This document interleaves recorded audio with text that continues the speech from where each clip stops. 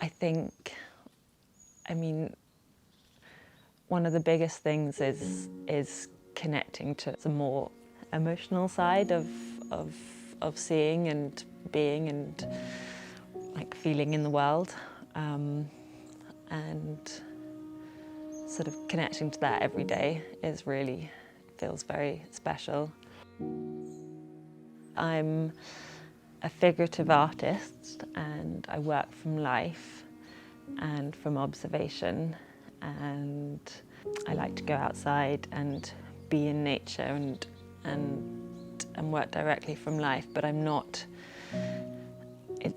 trying to get just a pure visual representation of what I'm seeing. I'm trying to get, I guess, feeling is the most important part. I'm trying to get a feeling of that place, but also a feeling of what it is to look and to see and to discover and to be surprised, I guess.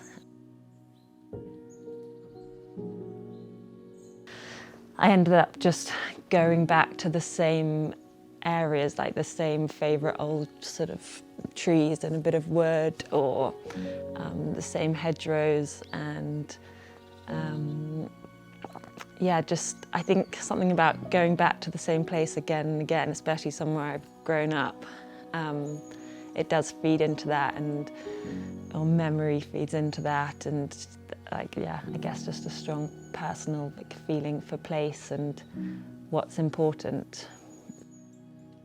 I was sort of going on long walks and finding things to draw and paint from miles away, and now it's getting closer and closer, and the hedgerow that I'm painting at the moment is just 5 minutes down the road, and I don't have to go far for my inspiration anymore.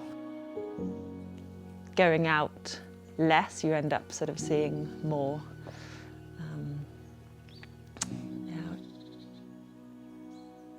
But I want to keep the energy of drawing in the painting. So hopefully being outside and working from life keeps that. Even though I'm returning and going back to the same place, keeping that sort of the energy of the moment, I guess. But I think sort of being outside and being alone for a long period of time is really, really, really helpful. Just sort of to focus in, and quite like being on the ground and feeling a bit more sort of feeling around, and I don't know, being a bit more grounded. So I quite like, not having horizon lines. So sort of, or like looking down into things or up into things, being slightly disorientated and overwhelmed. I guess that's what I always look for in a subject. It is always just a tiny thing that catches my interest. Quite often it's colour. There'll be one colour next to another colour, and I'll just be so excited to mix those two colours. Or it could be a lightness against a darkness. It'll be a small little detail, and I'll be excited to do that. But it's from the actual drawing and the painting that I get the ideas. I like not to have a sort of strong idea of what I'm going to start with, but if I start drawing and start working, that's when the ideas come, and you start noticing the change of the seasons. So I've been drawing brambles all winter, and then so this spring, this time of year, when you start seeing things change, I guess that's the exciting bit. And this last few weeks of the hedgerows just completely changing and different colours coming up, and then today all the frost completely changing it again. And I realised actually working in panels, there's just an intensity when you're working on this one small area, and you can't think about the whole, you can't think about the edges. I didn't even want to know where the edges were. I wanted that to be a sort of question for another day. I guess it's also a metaphor for growth as well. As things are growing in the hedgerow, they're also growing in my painting, and I like the idea that you can maybe sort of enter the paintings easier and swim into them and come in through lots of different viewpoints and perspectives. It's a way of me sort of working my way through a picture, I guess, and being really present with every single mark and colour I make, and being as precise and as loose as I can be at the same time.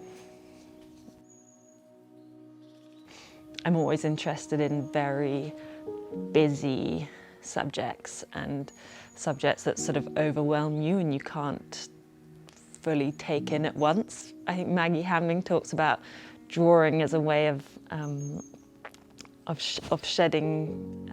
shedding herself from the work and letting the subject matter come through, and I definitely feel like that with painting and painting from nature. Like having preconceived ideas of how you want it to look or how you're feeling that day, actually sort of drawing is quite a helpful way of getting rid of that and letting your subject come through, and really connecting. Because working from life, you're sort of connecting, you know, it's not just how things look visually, it's maybe the feel of them, the temperature of them, you know, the light of the day and how things are changing. And there's an urgency in that, you know, even though you might just, I don't know, it just looks like nothing's changing, but, you know, capturing shadows that change or being alive to, like, you know, what's going on is I love that. And I think that's why I work quite fast, sort of chasing after things. I like the chance things that happen when you work fast as well, and slightly unexpected things, which if you had thought too hard about them, they wouldn't have come out. And I guess maybe that's a sort of sweet spot where I'm trying to find at the moment of this intensity of observation and overwhelming detail, coupled with this slightly more sort of distilled feeling for memory and personal attachment to what I'm looking at. So I guess that's sort of the crux of kind of what I'm trying to get at the moment.